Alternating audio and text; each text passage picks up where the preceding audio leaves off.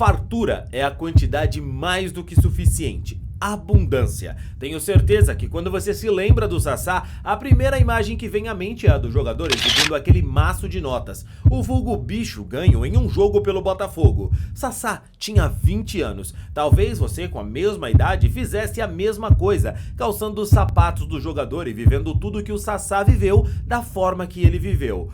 Pobre, preto, vindo da periferia e de uma hora para outra conquistando o mundo. Talvez a decisão de postar aquela foto tenha sido mesmo errada, mas Sassá, cracaço de bola, tomou essa e muitas outras decisões infelizes em sua carreira, que acabaram transformando o jogador, que era uma das maiores promessas do futebol brasileiro, em um garoto problema, e hoje acabou esquecido no futebol brasileiro. Mas você se lembra de todas as polêmicas que o Sassá se envolveu, que acabaram prejudicando a carreira e fazendo com que o jogador caísse no esquecimento? Por onde anda o Sassá? Fica tranquilo que a gente vai falar sobre isso no vídeo de hoje. Mas antes, se você ainda não é um inscrito aqui no canal, se inscreve agora para apoiar o nosso trabalho e receber mais vídeos como esse, beleza?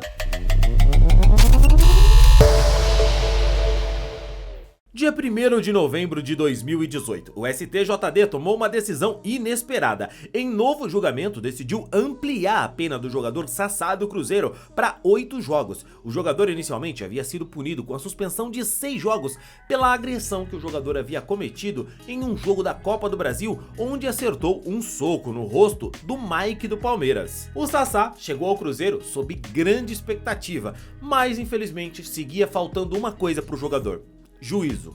O Cruzeiro tinha um timaço e o Sassá chegava no time como alguém em que todos esperavam que fosse ajudar e muito cabuloso. Afinal, já dizia o Emerson Leão, você não cobra daquele jogador ruim que não pode te entregar nada, você cobra e espera algo daquele jogador que você sabe que pode sim te entregar aquele algo mais em campo. E o Sassá era um jogador em que todos esperavam muito, porque ele era craque de bola. Surgiu no futebol como um talento daqueles que a gente imagina que em pouco tempo vai estar entre os melhores do país. Mas no fim, a gente acaba se perguntando o que foi que deu errado. Luiz Ricardo Alves, mais conhecido como Sassá, nasceu no Rio de Janeiro em 11 de janeiro de 1994. Muito se fala da Água de Santos, que realmente revela excelentes jogadores, mas é preciso dizer que o Botafogo sempre foi um celeiro de muitos craques que encantaram o Brasil. Em 7 de julho de 2012, o Botafogo apresentava ao Brasil 2 jogadores em momentos completamente distintos. Surpreendendo todo o Brasil, o Botafogo anunciava a chegada do craque Seedorf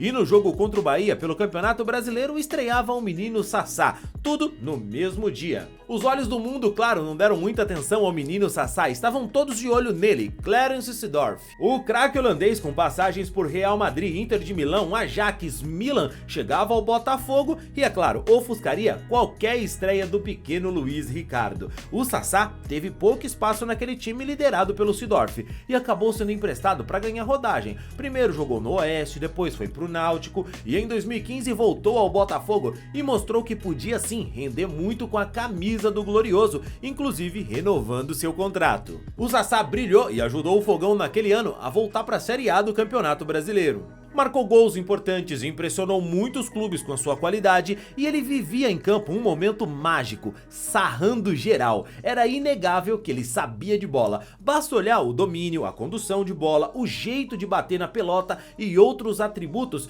que é de quem sabe do jogo. Mas ao mesmo tempo em que em campo Sassá era um fenômeno, fora de campo era um jogador extremamente complicado. Problemas com o temperamento explosivo do jogador, como no episódio no clássico contra o Flamengo, onde ele entrou nos minutos finais e ficou maluco com o gol que o Rodrigo Pimpão perdeu no último lance. Entrou no vestiário gritando, esbravejando um desrespeito com os companheiros. Companheiros esses que não foi a única vez que o Sassá discutiu. Chegou a ter discussão em campo com aquele volante Ayrton, se lembra? Pois é, os dois tomaram amarelo e o Ayrton acabou expulso. Jair Ventura ficou tão maluco que tirou o Sassá no intervalo. O Sassá também discutiu com torcedores, coisas que acontecem, não é o fim do mundo, mas atrapalham demais, como no caso do Sassá, atrapalharam. O episódio com os maços de dinheiro, por exemplo, mostravam como o Sassá era na verdade um menino no corpo de um atleta. Depois de entrar no vestiário após a vitória do Botafogo, ele ficou maravilhado com o valor do bicho que seria pago aos jogadores e na hora resolveu fazer graça com aquelas fotos. O Sassá conta ainda que a foto que foi publicada foi a mais mais tranquila, que houve foto em que ele aparecia deitado sobre o dinheiro, outra que ele aparecia abraçado com os maços, enfim, posso te falar, é claro que é errado. O Sassá na época foi massacrado pela atitude, condenado na imprensa e redes sociais, aparecido, esbanjador, snob, todo tipo de ofensa. Mas Sassá machucou quem com aquilo? Quem foi que ele feriu com aquela atitude? Cara, o Sassá era um menino que veio da pobreza e conseguiu vencer na vida através do futebol. É claro que ele ficou maravilhado com tudo aquilo de dinheiro. Sabe-se lá o que foi que o Sassá sofreu para entender o significado de fartura. E sempre que penso nesses excessos de jogadores, seja com dinheiro, roupas, carros, casas, festas, eu sempre me lembro da música dos Racionais. Não é questão de luxo, não é questão de cor, é questão que fartura alegra o sofredor. Tá, mas espera lá que eu não sou passador de pano, não vou isentar o Sassá de tudo, não mesmo. Houve, e ele sabe muito bem disso, excessos quando ele tava no Botafogo. Abusos na noite, atraso pra treino e todo tipo de problema em redes sociais também, que ele poderia ter evitado e focado na sua carreira. O Sassá acabou negociado com o Cruzeiro e aqui ele fez algo que pra mim foi muito feio. Ele mesmo admite que errou nessa atitude. Acho que todo mundo erra e segue o jogo, mas na época isso me chateou demais, a atitude que ele teve com o clube. Faltou respeito com o Botafogo, que foi o clube que revelou ele pro mundo, que deu a chance dele aparecer. O Sassá, na apresentação do Cruzeiro, disse que ele chegava para um clube grande, que brigaria por títulos de expressão. É uma coisa muito feia, menosprezar quem te deu a primeira chance ali, cuspir no prato que você comeu. É muito feio, saca? O Sassá sabe disso. Anos depois, ele se desculpou, disse que a chateação dele na verdade era com a diretoria da época e que ele acabou falando de uma maneira que atingiu a instituição. Mandou mal, e no Cruzeiro muito se esperava do Sassá. Ele chegava num super time para entregar muito em campo, e apesar das lesões, o Sassá quando teve em campo pelo Cruzeiro foi bem, só que os episódios como o da agressão do Mike acabaram marcando mais a passagem do jogador na toca da raposa do que qualquer outra coisa. E ainda assim, mesmo com todas as polêmicas, lesões, o Sassá pelo Cruzeiro foi bicampeão mineiro e bicampeão da Copa do Brasil. Só que com um ano desastroso do Cabuloso em 2019, culminando no rebaixamento do gigante Cruzeiro, o Sassá deixou o clube inicialmente emprestado ao Curitiba e depois foi pro Marítimo de Portugal. E Sassá, nesses dois clubes, seguiu se metendo em polêmica.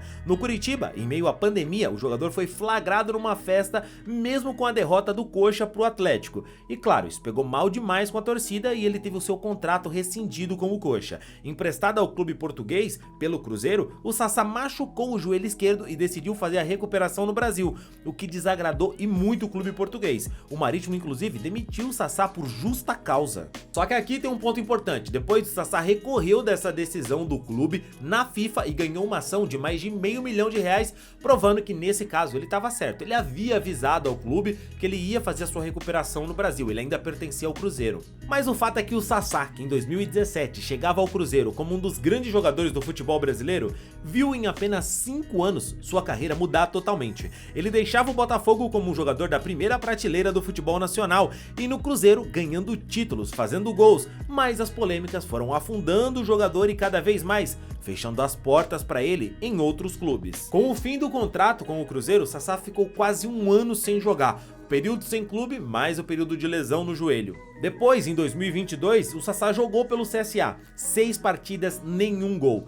Disputou o Campeonato Mineiro pelo modesto Atlético, e até foram bem, mas o Sassá só fez um gol. E hoje o jogador tá no Amazonas, onde ele tem 7 jogos e 7 gols. Com todo respeito ao Amazonas, mas o Sassá, tivesse cabeça, poderia estar num clube que disputa a Série A tranquilamente. Bola, ele tem pra isso, e tem muito bagre jogando na Série A que com certeza não jogam mais que o Sassá. Mas no futebol de hoje, cada vez há menos espaço para quem não se dedica 100% ao futebol. Você deve pensar que o Sassá tem 35, 36 anos e tá perto do fim de carreira, mas nem isso é verdade, cara. O Sassá só tem 29 anos, é muito novo. As coisas na carreira do atacante aconteceram muito rápido, e se não fossem as polêmicas, tenho certeza que o Sassá teria tido uma carreira muito mais vitoriosa do que a que ele já teve. Jogava muita bola. Pô, quem nunca foi para um jogo, meteu um gol e deu uma sarrada no no ar imitando o Sassá é maluco ou não faz gol. O Sassá, inclusive, em 2022, acabou dando uma entrevista dizendo que ele perdeu a cabeça com o dinheiro e com a fama. E olha, é muito fácil julgar sem ter vivido tudo que ele viveu. Eu espero de coração que ele encontre o seu espaço, seja onde for, e que aproveite os anos que ele ainda tem no futebol, que podem ser muitos, porque ele ainda é muito jovem. E quem sabe, colocando a cabeça no lugar, o Sassá não seja contratado para um time de Série A novamente. Seria uma baita história de superação, não é verdade? Deixa aqui nos comentários se você acha que o Sassá ainda pode pintar em algum clube da Série A. Teria vaga no seu time? Deixa aqui, quero saber a sua opinião. E cara, você lembra de outro jogador do Botafogo que também acabou vacilando, mas esse já foi um caso mais pesado? Então, é o Jobson, né? A gente fez um vídeo sobre ele, tá jogando na várzea. Se liga, clica aqui, lá eu te explico melhor a história, tá?